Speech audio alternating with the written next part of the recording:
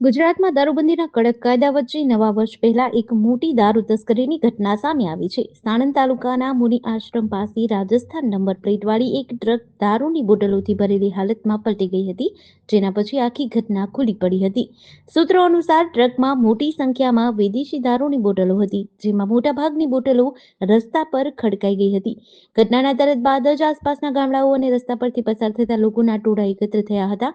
કેટલાક લોકોએ તકનો લાભ લઈ બોટલો ઉપાડી ઝડપથી નાસી જવાનો પ્રયત્ન કર્યો હતો.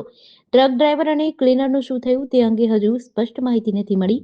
સ્થાનિક પોલીસે ઘટના સ્થળે પહોંચી બાકીનો જથ્થો કબજે કરી કાર્યવાહી શરૂ કરી છે. બાકીની બોટલોની ગણતરી અને ટ્રકના માલિકની શોધખોળ પણ ચાલુ છે.